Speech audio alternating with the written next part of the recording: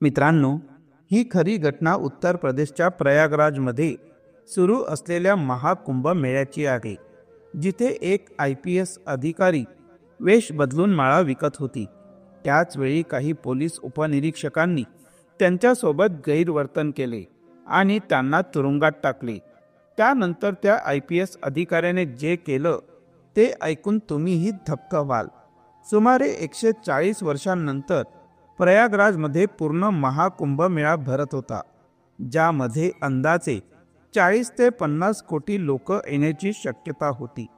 आता इतक्या मोठ्या लोकसंख्येमुळे सर्वात मोठा प्रश्न असा होता की त्यांची सुरक्षा कशी सुनिश्चित करावी आणि कायद्याच्या नियमांचं पालन कसं घडवून आणावं, कारण या मेळ्यात भारतीयांसोबतच काही परदेशी पाहुण्यांचाही समावेश होणार होता.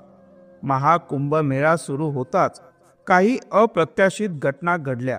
काही महिलांशी गैरवर्तन झाले, काही साधू संतांना त्रास दिला गेला, तसेच काही लहान मोठे व्यवसाय करणाऱ्या लोकांनाही अनेक अडचणींचा सामना करावा लागला. हे सगळं घडण्याचं मुख्य कारण म्हणजे कायदा सुव्यवस्था इतक्या मोठ्या जमावापुढे कमी पडत होती. तेव्हा अभिलाषा वर्मा नावाच्या एका अत्यंत कर्तव्यनिष्ठ आणि प्रामाणिक IPS अधिकाऱ्याला या महाकुंभ मेळ्याची जबाबदारी सोपवण्यात आली. अभिलाषा वर्मा यांनी आयुष्यात खूप संघर्ष करून हे पद मिळवलं होतं. त्या बनारस येथील गरीब मध्यमवर्गीय कुटुंबात जन्मलेल्या होत्या. त्यांच्या वडिलांचं नाव रामकृष्ण पंडित होतं, जे बनारसचे एक प्रसिद्ध ज्ञानी पंडित होते. महाकुंभ मेळ्याची जबाबदारी मिळाल्यावर अभिलाषा वर्मा खूप आनंदित झाल्या. त्या हिंदुत्ववादी होत्या आणि साधू संतांवर त्यांचा प्रचंड विश्वास होता. त्याच वेळेस त्यांच्या गुरुजींचं आश्रमही प्रयागराजच्या महाकुंभ मेळ्यात लावलं गेलं होतं. अभिलाषा वर्मा यांच्या अंतर्गत सुमारे 10 ते 20 हजार पोलीस कर्मचारी काम करत होते आणि त्या स्वतः प्रत्येक गोष्टींवर बारीक नजर ठेवत होत्या. मित्रांनो, प्रयागराजचा महाकुंभ हा साधा मेळा नव्हता. या महाकुंभाने इतक्यांच्या आयुष्याला नवी दिशा दिली की आपण कल्पनाही करू शकत नाही. सध्या प्रयागराज महाकुंभ सुरू आहे आणि भविष्यातही हा मेळा अनेकांचे जीवन बदलणार आहे.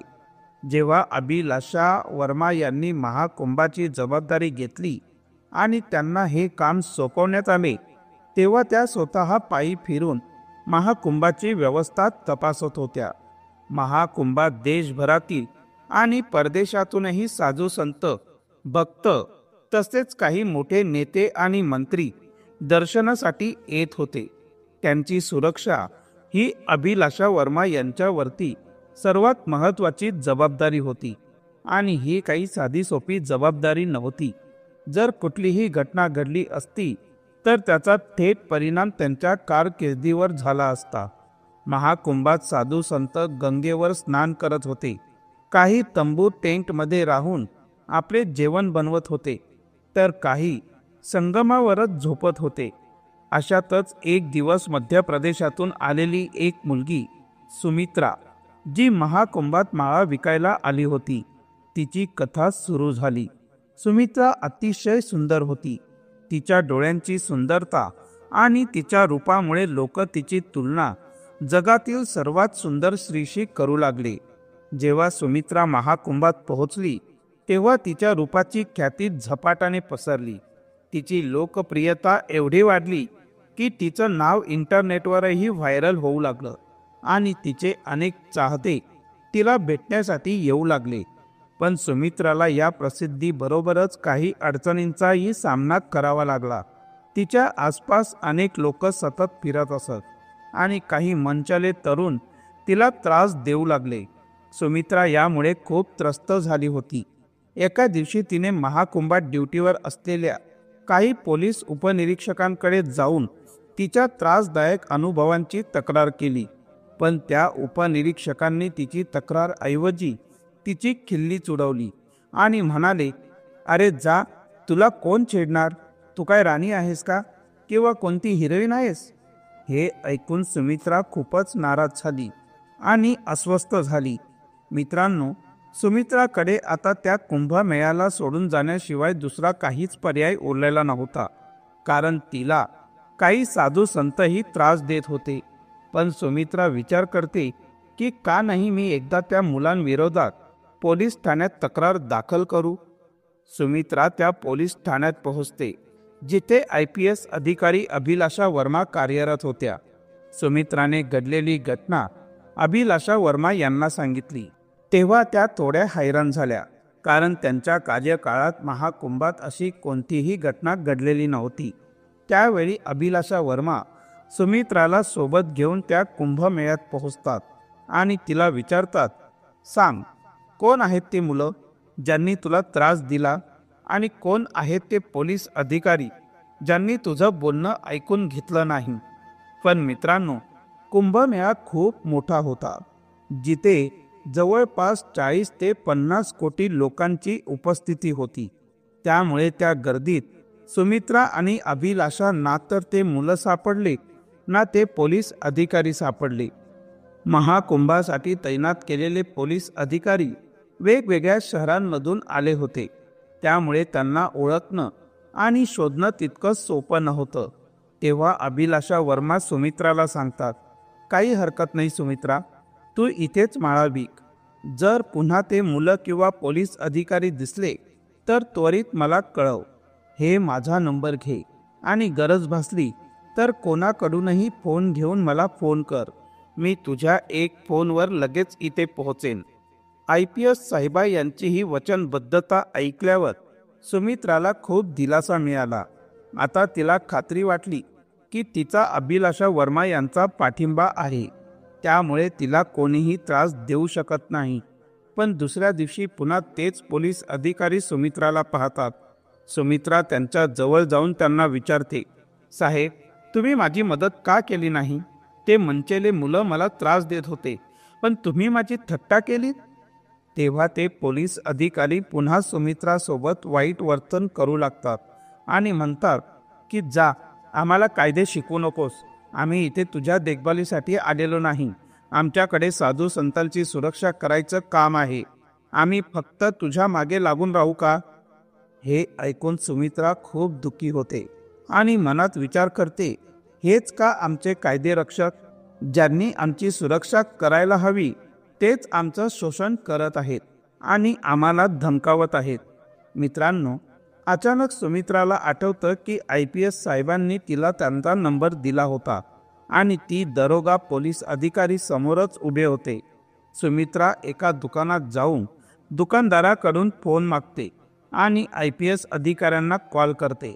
पण कुंभमेळ्यात इतकी मोठी गर्दी होती की IPS अधिकारी सुमित्राकडे पोहोचण्याआधीच ते पोलीस अधिकारी तिथून निघून गेले होते.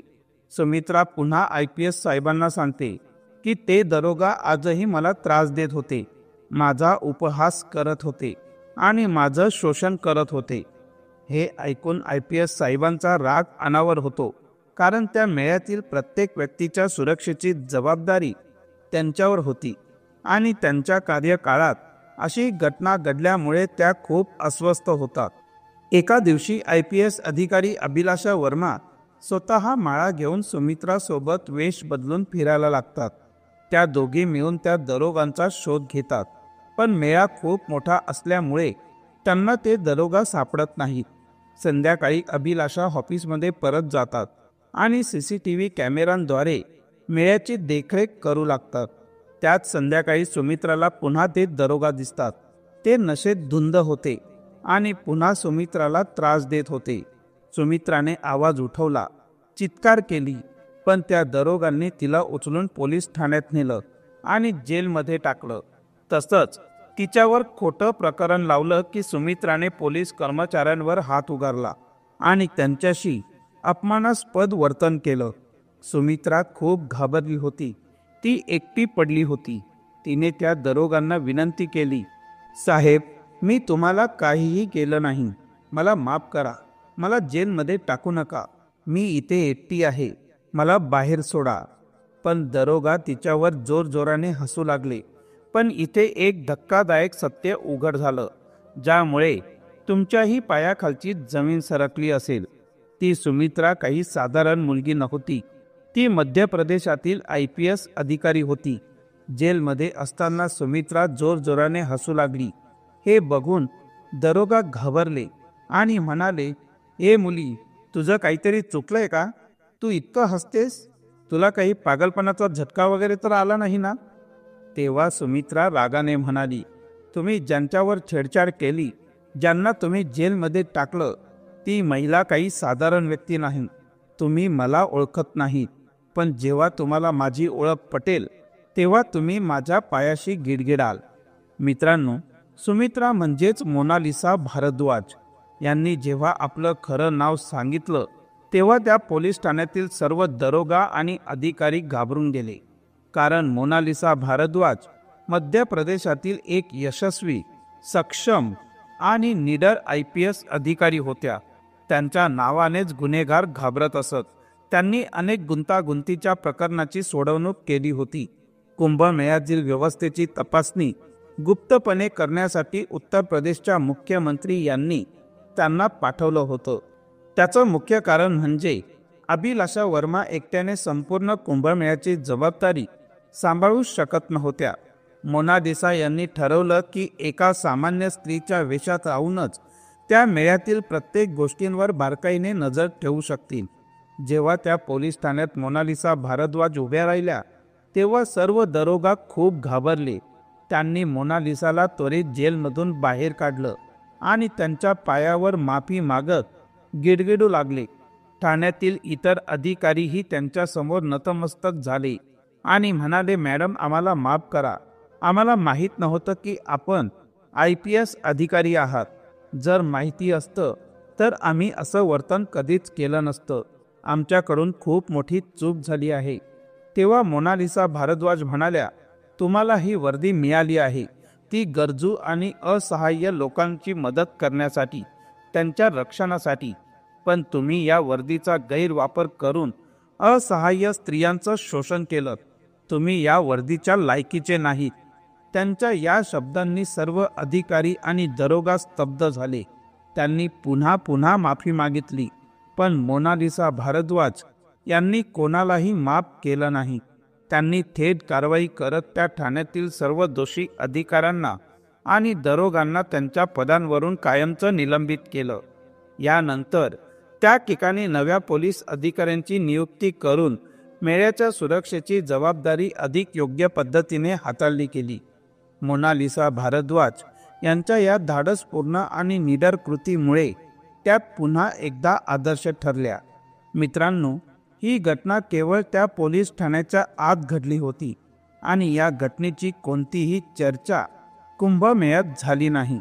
कारण जर ही घटना मेळ्यातील नागरिकांपर्यंत पोहोचली असती तर लोकांचा पोलिसांवरील विश्वास उडाला असता. कारण ही घटना काही साधी नव्हती. इथे पोलीसच महिलांसोबत गैरवर्तन करत होते. या घटनेनंतर मोनालिसा अभिलाषाला भेटायला गेल्या. तेव्हा अभिलाषाने मोनालिसाला विचारलं, तुम्ही कोण आहात? तुम्ही तर कुंभमेळ्यात माळा विकत होतात, पण आता तुम्ही या रूपात कशा आल्या? तेव्हा मोनालिसा अभिलाषाला संपूर्ण सत्य सांगतात. मी देखील तुमच्यासारखीच एक IPS अधिकारी आहे. मला गुप्त अधिकाऱ्याच्या रूपात पाठवलं होतं, जेणेकरून तुमच्या कार्यकाळात कुंभमेळ्याच्या सुरक्षेबाबत काय चाललंय हे पाहता येईल. मी पाहिलं की तुम्ही तुमचं काम अत्यंत चांगल्या पद्धतीने करत आहात. तुम्ही त्या दिवशी जर माझ्यासोबत आल्या नसत्या तर कदाचित मला असं वाटलं असतं की तुम्ही देखील इतर पोलिसांसारख्याच आहात. पण तुम्ही माझी मदत केली, यासाठी मी तुमचे आभार मानायला आली आहे. मोनालिसा पुढे म्हणतात, आता मी सुद्धा तुमच्यासोबत या कुंभमेळ्याच्या सुरक्षेची जबाबदारी घेते. या मेळ्यात आलेल्या प्रत्येक साधू संत, पाहुणा आणि सामान्य व्यक्तींच्या सुरक्षेची जबाबदारी घेऊ. आता आपण दोघं मिळून या मेळ्याच्या प्रत्येक कोपऱ्याची देखरेख करू. हे ऐकून अभिलाषाही खूप आनंदी होतात, कारण त्यांच्या एकट्यावर कुंभमेळ्याच्या सुरक्षेची जबाबदारी सोपवली होती आणि ती आता वाटली गेली होती. त्यामुळे त्यांनीही कुठेतरी सुटकेचा निश्वास सोडला. या दोघांनी मिळून कुंभमेळ्याच्या प्रत्येक कोपऱ्यात कठोर उपाययोजना केल्या. त्यांनी सर्व पोलिसांना आदेश दिले की जर तुम्हाला कुठेही एखाद्या महिलेसोबत गैरवर्तन, कोणताही गुन्हा किंवा अत्याचार होताना दिसला तर त्या गुन्हेगारांना तिथेच ठोकून काढा किंवा त्यांना तातडीने पोलीस ठाण्यात नेऊन 24 तासांसाठी जेलमध्ये टाका. या दोघींच्या सहकार्यामुळे कुंभमेळ्याची सुरक्षा अतिशय सक्षम आणि प्रभावीपणे हाताळली गेली. मित्रांनो, त्या कुंभमेळ्यात या घटनेचा कुठेही उल्लेख झाला नाही, कारण ही घटना पूर्णपणे गुप्त ठेवली गेली. आता अभिलाषाने मोनालिसाला त्यांच्या IPS अधिकारी बनण्याच्या जीवन प्रवासाबद्दल विचारले. तेव्हा मोनालिसा म्हणाली, मी अनाथ होते. माझे माता पिता मला एका मंदिरात सोडून गेले होते. त्यानंतर एका सज्जन माणसाने मला एका अनाथ आश्रमात नेऊन सोडले. माझे संपूर्ण आयुष्य त्या अनाथ आश्रमातच गेलं. मी तिथेच लहानाची मोठी झाले. अनेक वेळा काही लोक मला दत्तक घेण्यासाठी आले, पण कोणत्या ना कोणत्या कारणाने त्यांनी मला सोडून इतर मुलींना दत्तक घेतले. माझ्या आयुष्यात जेवढा संघर्ष मी केला आहे तेवढा संघर्ष कदाचित कुणीच केला नसेल. आज मी जे काही आहे ते सर्व भगवंतांच्या कृपेने आहे. देवच माझे खरे आई वडील आहे आणि मी त्यांचे नेहमीच आभार मानते. हे ऐकून अभिलाषा मोनालिसाला त्यांच्या गुरुजींच्या आश्रमात घेऊन गेल्या. जेव्हा मोनालिसा त्या गुरुजींच्या आश्रमात पोहोचल्या तेव्हा त्या खूप आनंदित झाल्या, कारण त्या आश्रमातही अनेक अनाथ मुलं होती जी अगदी मोनालिसाच्या जीवनासारखं जीवन जगत होती. हे दृश्य पाहून मोनालिसाने गुरुजींचे पाय धरले आणि म्हणाली, गुरुजी, तुम्ही देवासारखे महान काम करत आहात. तुम्ही देवासमोर कमी नाही. हे पाहून अभिलाषाच्या डोळ्यातही अश्रू आले.